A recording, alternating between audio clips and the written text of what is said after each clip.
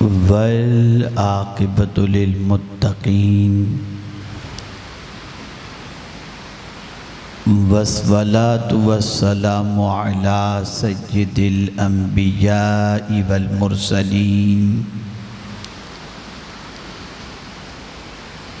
وعلی آلہ واصحابہ الطیبین الطاہرین، اما بعد فاعوذ باللہ من الشیطان الرجیم، بسم اللہ الرحمن الرحیم۔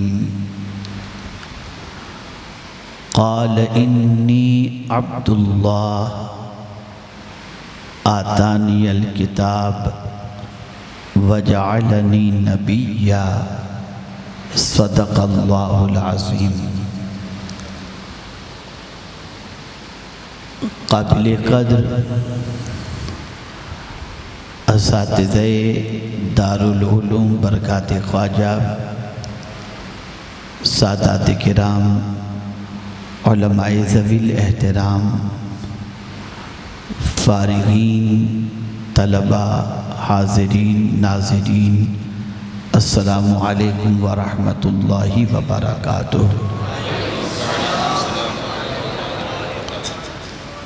میرے پیارے آقا صلی اللہ تعالی علیہ وسلم کے پیارے دیوانوں، جس آیہ کریمہ کی تلاوت کا میں نے شرف حاصل کیا، اس سے متعلق کچھ معروضات پیش کرنے سے پہلے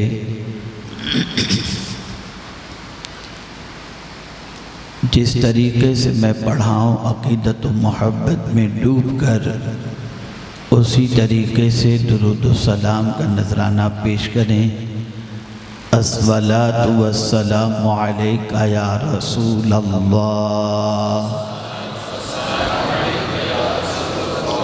الصلاۃ والسلام علیک یا حبیب اللہ،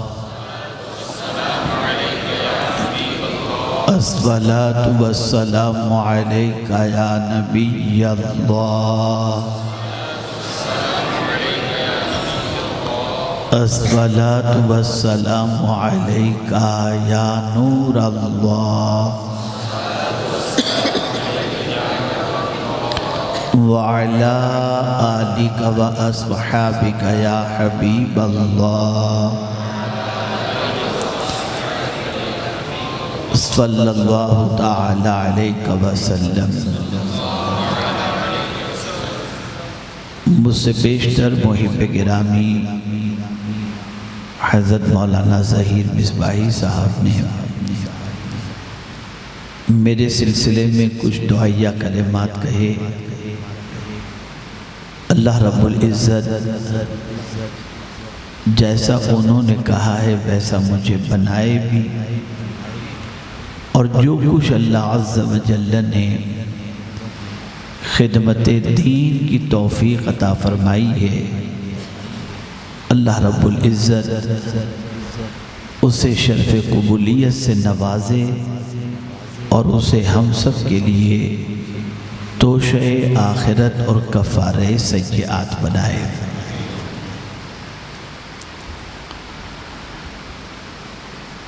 جماعت اہل سنت کی عظیم عالم دین، اگر یہ کہا جائے تو غلط نہ ہوگا کہ دور حاضر میں اسلاف کی یادگار، علم کے پہاڑ اور استاذ العلماء خیر الاذکیاء بقیت السلف حضرت علامہ محمد احمد مصباحی صاحب مدد اللہ العالی سے آپ نے، ہم نے بخاری شریف کی آخری درس کو سماعت کرنے کا شرف حاصل کیا۔ حضرت علامہ مصباحی صاحب قبلہ ان علماء میں ہیں جن کے چہرے کو دیکھنا بھی عبادت ہے۔ وہ طلبہ جنہوں نے ان سے آخری حدیث کا درس حاصل کرنے کا شرف حاصل کیا،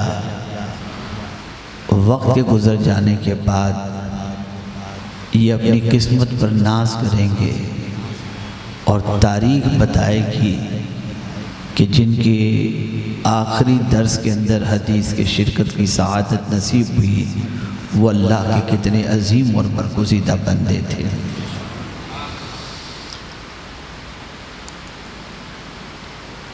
علم کے ساتھ چند چیزیں ضروری ہوتی ہیں جو علم کی حفاظت کا ذریعہ بنتی ہیں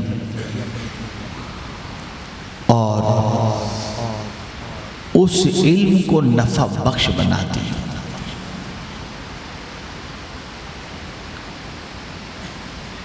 اسی طریقے سے اگر اللہ رب العزت جل جلالہ کسی بھی دینی خدمت کی سعادت عطا فرمائے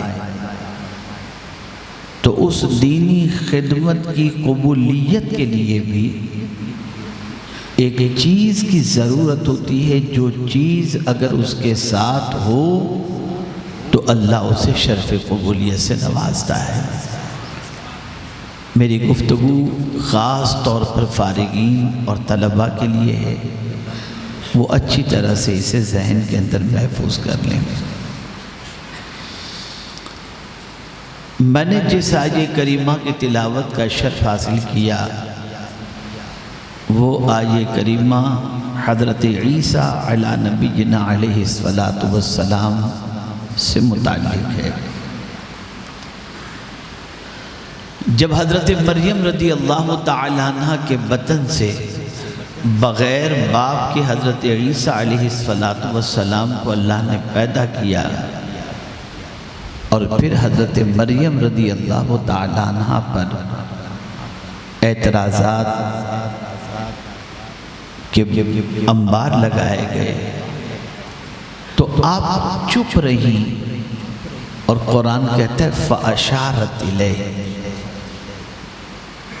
حضرت مریم رضی اللہ تعالیٰ عنہ خود چپ رہی اور اس بچے کے بارے میں جو بغیر باپ کے اللہ نے پیدا فرمایا اس کی طرف اشارہ کر کے فرمایا کہ اس سے پوچھو۔ تو قرآن کہتا ہے کہ اعتراض کرنے والوں نے کہا قالوا کیف نکلم فی المہد صبیا او کما قال، یہ کیسے ہم سے کلام کرے گا، یہ تو جھولے کے اندر ہے، اب پیدا ہوا بچہ کلام کیسے کر سکتا ہے۔ لیکن قربان جائیے حضرت عیسیٰ علیہ السلام نے اللہ کے کرم سے بچپن میں کلام فرمایا، اور میں نے ان کے کلام کی ابتدا کو جب میں آج سوچ رہا تھا آتے وقت اور تھوڑا سا میں نے اس آیت کو میں پڑھا تو مجھے ایک عجیب فیلنگ ہوئی، اسی لیے میں نے اس کے بارے میں کچھ کہنے کی سعادت حاصل کرنے کا ارادہ کیا۔ ابتدا کرتے قال انی عبداللہ، کوئی بڑائی کا پہلے تذکرہ نہیں کہ اللہ نے مجھے کتاب دی، مجھے نبوت عطا فرمائی، نہیں، پہلے کہا میں اللہ کا بندہ ہوں۔ عاجزی کا وہ اظہار انہوں نے کیا، ایک تو اتنا بڑا شرف کہ جھولے کے اندر بولنے کی صلاحیت عطا کی، اور پھر رب نے کرم یہ فرمایا کہ کتاب بھی عطا فرمائی، نبوت بھی عطا فرمائی، لیکن ان دونوں کمالات کے تذکرے سے پہلے انہوں نے کہا میں تو اللہ کا بندہ ہوں، اور مزاج ہمیں عطا کیا کہ سارے کمالات قدرت کی طرف سے ہیں، لیکن سب سے بڑا کمال یہ ہے کہ ان کمالات کے ملنے کے باوجود بھی بندہ اپنے کو بڑا نہ سمجھے، اپنے کو خدا کا بندہ سمجھے، ایک مزاج عطا کیا۔ اور پھر میں اسی اینگل سے سوچنا میں نے شروع کیا، اسی انداز سے انبیاء کے بارے میں، تو واللہ ان کی عظمتوں کا سکہ تو دل میں پہلے ہی موجود تھا، لیکن ایک نئی فکر ہمیں ملی ان کی زندگی سے جو ہر طالب علم کو دماغ کے اندر رکھنی ہے، اس فکر کو، ہزار شہرت کی بلندی پر پہنچ جائیں، علم کا پہاڑ بن جائیں اور فیضان علم پوری دنیا میں ہمارا مالا مال یعنی پہنچتا رہتا ہو، باوجود اس کے ہمیں متواضع اور منکسر المزاج بن کر اپنی زندگی گزارنے کی کوشش کرنی ہے۔ اس لیے کہ آقا کریم صلی اللہ علیہ وسلم نے ارشاد فرمایا، من تواضع للہ فقد رفعہ اللہ، جو اللہ کے لیے عاجزی اختیار کرتا ہے، تواضع اختیار کرتا ہے، اللہ اسے بلندی عطا کرتا ہے، اللہ اسے بلندی عطا کرتا ہے۔ علم کے ساتھ تکبر آیا، راندے بارگاہ الہی ہو گیا۔ ابلیس کے پاس علم تھا، معلم ملائکہ تھا، تکبر آیا، اللہ نے نکال دیا۔ لیکن حضرت آدم علیہ السلام سے خطائی اجتہادی ہوئی، ربنا ظلمنا انفسنا وان لم تغفر لنا وترحمنا لنکونن من الخاسرین۔ انداز دیکھیے آپ، عاجزی کا انداز دیکھیے، انکساری کا انداز دیکھیے۔ میرے پیارے آقا صلی اللہ تعالی علیہ وسلم کے پیارے دیوانوں، وہ رسول محترم صلی اللہ علیہ وسلم جن کی شان میں قرآن کہتا ہے وَعَلَّمَكَ مَا لَمْ تَكُنْ تَعْلَمْ، وہ رسول محترم صلی اللہ علیہ وسلم جن کے بارے میں قرآن کہتا ہے الرحمن علم القرآن، اس رسول پاک صلی اللہ علیہ وسلم کی حیات طیبہ کا ایک واقعہ حدیث کی روشنی میں سمجھاؤں تو آپ کو حیرت ہوگی۔ پیغمبر رحمت صلی اللہ علیہ وسلم دو زانوں بیٹھ کر کے کھانا کھا رہے تھے۔ ایک خاتون گزری جو ابھی آغوش اسلام میں قدم نہیں رکھی تھی، اس نے حضور کو اس طرح سے دو زانوں بیٹھ کر کھاتے دیکھا تو برجستہ کہتی ہے یہ تو غلاموں کی طرح بیٹھ کر کے کھانا کھا رہے ہیں اور خود کو نبی کہہ رہے ہیں۔ پیغمبر رحمت صلی اللہ علیہ وسلم مچل گئے، ارشاد فرمایا ہاں ہاں میں بھی تو اپنے رب کا بندہ ہی تو ہوں۔ آقا کریم صلی اللہ علیہ وسلم چلتے تو رسول اعظم صلی اللہ علیہ وسلم کا چلنا بھی اس انداز کا ہوتا جس میں کہیں تفاخر نظر نہیں آتا تھا، اور اسی لیے قرآن نے اولیاء کی شان جو بیان فرمائی، ان کی عبادتوں کا تذکرہ بعد میں فرمایا، ان کی چال کا تذکرہ پہلے فرمایا۔ وَعِبَادُ الرَّحْمَنِ الَّذِينَ يَمْشُونَ عَلَى الْأَرْضِ هَوْنًا، کبھی زمین پر اکڑ کر نہیں چلے۔ رحمان کے بندے جب بھی زمین پر چلے خرامہ خرامہ آہستہ نرمی کے ساتھ یہ چلتے گئے۔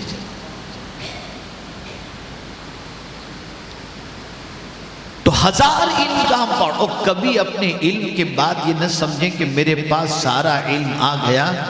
یہ تصور کرنا ہزار ڈگری ہمارے پاس آ جائے، یہ تصور کرنا کہ اب میں کمال تک پہنچ گیا، اب میرے آگے کوئی نہیں، تو قرآن کی آیت سے عدم واقفیت کی بنیاد پر آدمی یہ کہے گا، ورنہ قرآن نے کہہ دیا وَفَوْقَ كُلِّ ذِي عِلْمٍ عَلِيمٍ۔ جتنا علم، جتنی بلندی زیادہ ملتی جائے، تواضع اتنی زیادہ بڑھتی جائے، عاجزی اتنی زیادہ بڑھتی جائے۔ پیغمبر رحمت صلی اللہ علیہ وسلم کو اللہ نے وہ بلندی عطا فرمائی جس بلندی تک نہ ان سے پہلے کوئی پہنچا ہے نہ ان کے بعد قیامت تک کوئی پہنچ سکتا ہے۔ اس بلندی پر حضور پہنچے لا مکان تک، سبحان اللہ، وہی لا مکان کے مکی ہوئے، سر عرش تخت نشین ہوئے، اتنی بلندی۔ رب نے فرمایا میرے محبوب آج کس لقب سے تمہیں یاد کیا جائے؟ تو کوئی ٹائٹل نہیں، بس عرض کرتے ہیں مولا تو مجھے اپنا بندہ کہہ کر کے پکار دے، یہی میرے لیے بہت بڑی سعادت ہے۔ اللہ کو یہ ادا پسند آئی، اور سفر معراج کے تذکرے میں یہ نہیں فرمایا کہ پاک ہے وہ ذات جس نے اپنے رسول کو سیر کرائی، اللہ کے رسول کی عبد والی ادا اتنی پسند آئی کہ فرمایا سبحان الذی اسری بعبدہ لیلا من المسجد الحرام الى المسجد الاقصی۔ علم کی بقا اور تحفظ کے لیے، بلکہ بہت سارے ایسے لوگ جن کو رب نے سرمائے سے مالا مال کیا اور نیکیوں کی توفیق بھی عطا فرمائی، ان کو بھی دل و دماغ کے اندر اس بات کو محفوظ کر لینا چاہیے کہ جتنا بھی اللہ دے اور اللہ کی راہ میں خرچ کریں، تواضع اور انکساری اپنی زندگی سے کبھی رخصت نہ ہو، اس کا ہمیشہ خیال رکھنا چاہیے۔ کارناموں کی بات ہے، ابھی مجھ سے پیشتر محب گرامی حضرت مولانا ظہیر مصباحی صاحب نے تمثیل کے ذریعے اور جو کچھ ان کا حسن ظن تھا اس کے مطابق انہوں نے کہا، جے پور کے اندر ایک سینٹر کا سنگ بنیاد ہم نے اللہ نے رکھنے کی سعادت عطا فرمائی، تو کئی علماء تھے، ان علماء نے خوب تعریف، ہر کوئی آتا بس ایک تعریف ہی ہماری کرتا جاتا تھا۔ تو میں نے ادھر ایک جملہ کہا تھا، اور یہ جملہ تمام فارغین کو دل و دماغ میں محفوظ رکھنا ہے۔ میں نے اس وقت کہا تھا عمارتیں دنیا دیکھتی ہے، کام دنیا دیکھتی ہے، کتابیں دنیا دیکھتی ہے، شاگرد دنیا دیکھتی ہے، اللہ تو صرف نیت دیکھتا ہے۔ جو چیز رب دیکھ رہا ہے اگر وہ درست نہیں تو دنیا کے دیکھنے سے کوئی فرق یا تعریف سے کوئی فرق نہیں پڑتا۔ اس لیے نیت کا درست ہونا یہ بے پناہ ضروری ہے۔ پیورٹی اپنے اندر لاؤ، اخلاص اپنے اندر لاؤ، اور کبھی بھی، ابھی ایک پروگرام میں ہم 2-3 روز پہلے ایک جگہ پر تھے تو ایک صاحب کا نام اس کے اندر تھا اور وہ تشریف لانے والے تھے، تو میں نے پوچھا کہ بھئی کیا بات ہے، ٹائم ہو گیا وہ تشریف نہیں لائے؟ کہا ان کا نام نیچے تھا، تو بولے کہ میں نہیں آؤں گا۔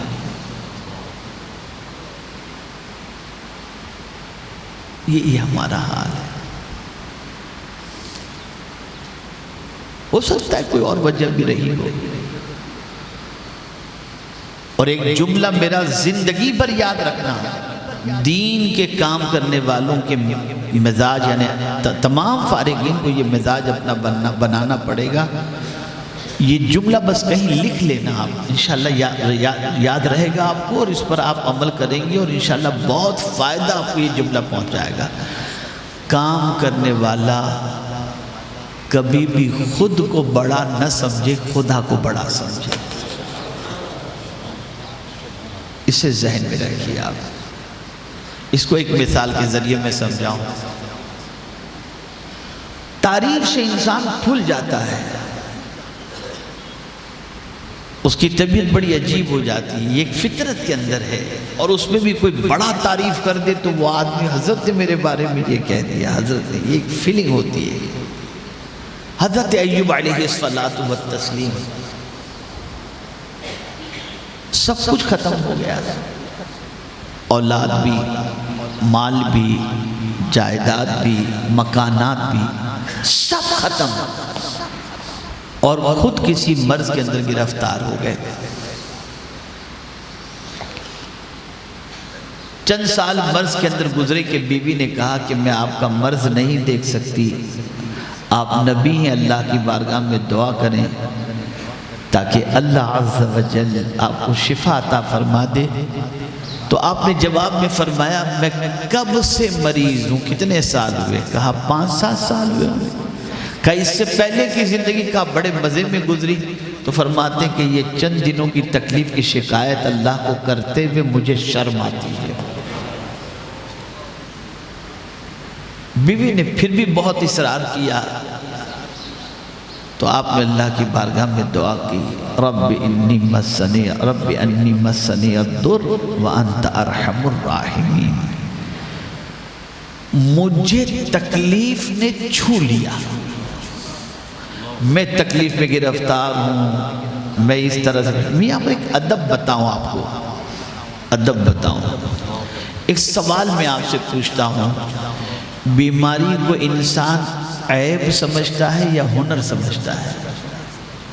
کسی کو بیماری لگ جائے، جیسے آپ دیکھتے ہوں گے ابھی کورونا کے پیریڈ کے اندر ایسی پوزیشن تھی کہ اللہ رحم و کرم فرمائے، کسی کو کھانسی آ گئی مسجد کے اندر، صف کے اندر وہ کھانس رہا ہے تو جلدی سلام کا انتظار کرتے ہیں کہ سلام ختم ہو اور سیدھا بھاگ جائیں، اس سے دور چلے جائیں کہیں کورونا لگ نہ جائے۔ تو بیماری کو آدمی ہنر نہیں عیب سمجھتا ہے؟ جواب دیجئے نا یار، آپ کا جواب ایسا نہیں ہے جس سے میں سمجھوں کہ آپ بیماری کو آدمی عیب سمجھتا ہے نا کہ یار کینسر کی بیماری، اور فوراً پڑھتا ہے مریض کو دیکھ کر الحمدللہ الذی عافانی مما ابتلاک بہ وفضلنی علی کثیر ممن خلق تفضیلا۔ کیا وہ چاہتا ہے کہ وہ بیماری لگے؟ جواب دیجئے۔ کسی بیمار کو دیکھ کر تڑپ ہوتی ہے کہ یہ بیماری مجھے لگے؟ بولیے نہیں۔ انبیاء ادب کتنا بجا لاتے ہیں قدرت کا، آپ دیکھیں۔ بیماری سے انسان محبت نہیں کرتا۔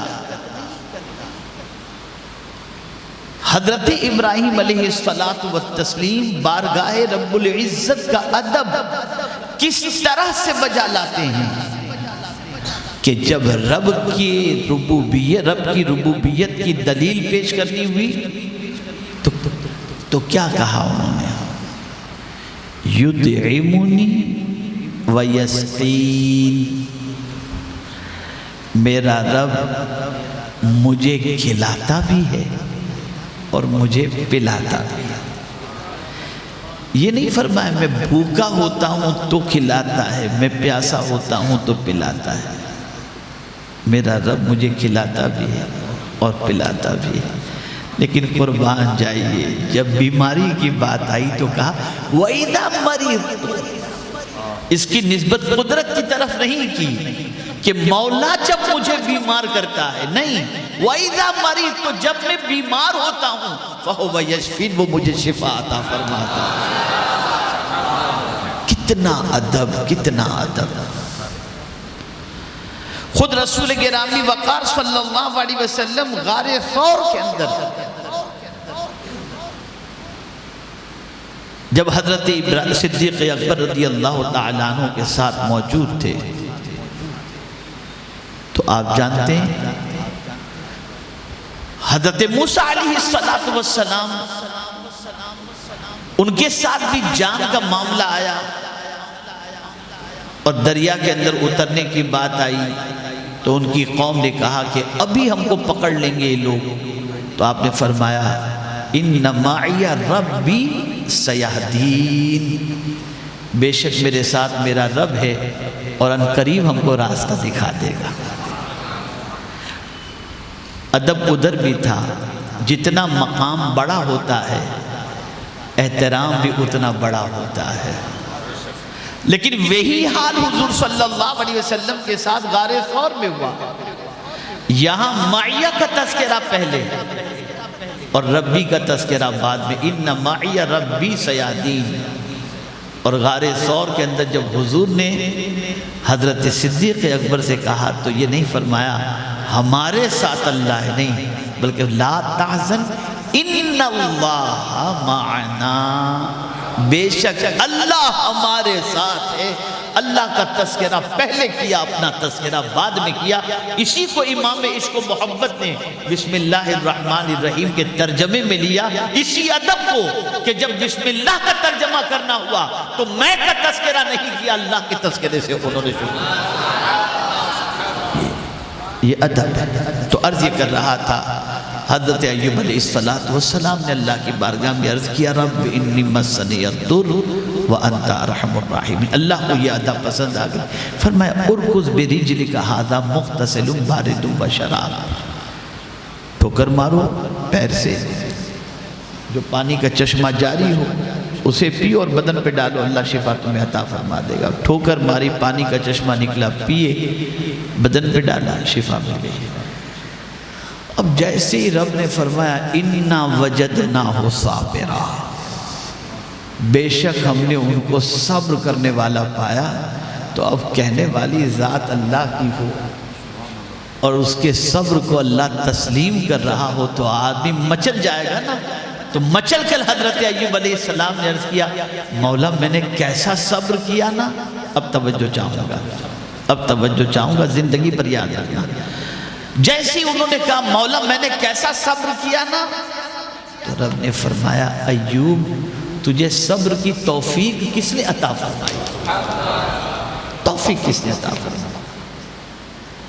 اگر میں تجھے صبر کی توفیق نہ دیتا تو تجھے صبر کرنے کا موقع نہ ملتا. اسی لیے قرآن کہتا ہے ما اصابک من حسنۃ فمن اللہ وما اصابک من سیئۃ فمن نفسک.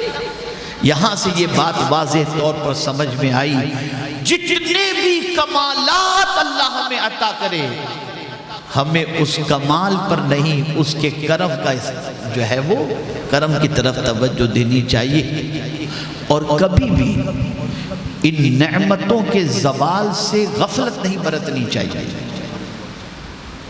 اللہ کمال دیتا بھی ہے اور غلطیوں پر چھین بھی لیتا ہے.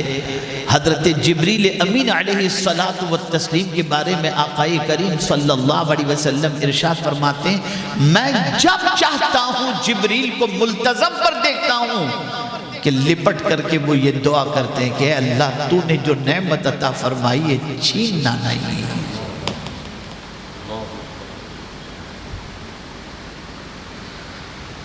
تو عرض یہ کر رہا تھا کہ جتنا بھی کمال ہو اسے اپنا کمال نہ سمجھیں، قدرت کا کرم سمجھیں. اگر ذرہ برابر بھی کبر آیا تو جو دینا جانتا ہے وہ لینا بھی جانتا ہے. یہاں ایک اور بات اثر ہو، آپ کی ذات سے بڑا فیض پہنچے گا، شاگردوں کی لمبی قطار تیار ہو جائے گی، شہرت کے پوری دنیا کے اندر ڈنکے بج رہے ہوں گے، ساری چیزیں ہوں گی. کبھی اکڑنا نہیں. کبھی کبھی ایسا ہوتا ہے کہ کچھ شاگرد ہی ایسے تیار ہو جاتے ہیں جن شاگردوں کی وجہ سے استاد کا بڑا احترام ہوتا ہے، وہ ساری چیزیں. لیکن پھر آپ دیکھیے حضرت سلیمان علیہ السلام ان کے شاگرد حضرت آصف تخت بلقیس کو لا کر، یہاں پر میں نے گفتگو کی ہے جامعہ ہیرا کے جلسے کے اندر. ہمارے یہاں بڑی معذرت، میں مخالفت نہیں کر رہا ہوں اور نہ میرا کوئی یہ منشا ہے، لیکن علم کی طاقت مجھے بتانا ہے. قرآن کی ایک آیت کو آپ دیکھیے، علم کی طاقت کتنی ہے. یہ ہمارے علماء بظاہر آپ کو اتنے نظر آ رہے ہوں گے عمر کے اعتبار سے، لیکن قدرت نے علم کے اندر بڑی طاقت رکھی ہے، بڑی طاقت رکھی ہے. دو آیتوں کے ذریعے سمجھاؤں. قال عفریت من الجن انا آتیک بہ قبل ان تقوم من مقامک. جب حضرت سلیمان علیہ السلام نے تخت بلقیس کو لانے کے لیے کہا تو ایک خبیث جن جو اس محفل کے اندر بیٹھا تھا اس نے کہا آپ کے اپنی جگہ سے ہلنے سے پہلے، اٹھنے سے پہلے، جگہ تبدیل کرنے سے پہلے جو ہے وہ میں تخت بلقیس لا کر کے آپ کے سامنے پیش کر دوں گا. وہ کون تھا؟ جن میں سے. اسی محفل میں ایک علم والا بھی بیٹھا ہوا تھا، اسی محفل میں ایک علم والا بھی بیٹھا ہوا تھا. اس نے علم کی طاقت کے ذریعے جواب دیا. قال الذي عنده علم من الكتاب انا آتیک بہ قبل ان یرتد الیک طرفک، پلک کے جھپکنے سے پہلے میں تخت بلقیس لا کر پیش کر دوں۔ یہ ہے علم کی طاقت۔ علم کی طاقت کا اندازہ لگانا ہے تو اس سے لگاؤ کہ صاحب علم کسی قبرستان کے قریب سے صرف گزر جائے، جا کے اندر فاتحہ وغیرہ نہیں، قریب سے گزر جائے تو 40 روز تک کے لیے اللہ تعالیٰ قبر والوں پر سے عذاب کو اٹھا لیتا ہے۔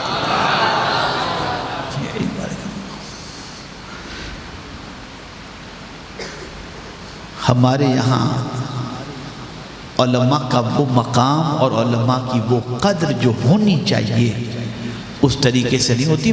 آپ کو میں بتاؤں، بظاہر آپ کو لگتا ہوگا یہ چھوٹی سی عمارت، یونیورسٹی دیکھو کیسی، وہاں کتنی فیسیلیٹی، ہمارے یہاں تو کچھ بھی نہیں ہے، چھوٹا بیچارہ یہ اس سے اس سے پڑھ کے بڑے ہوتے ہیں صاحب۔ آپ نہیں جانتے، آپ نہیں جانتے ان کا مقام۔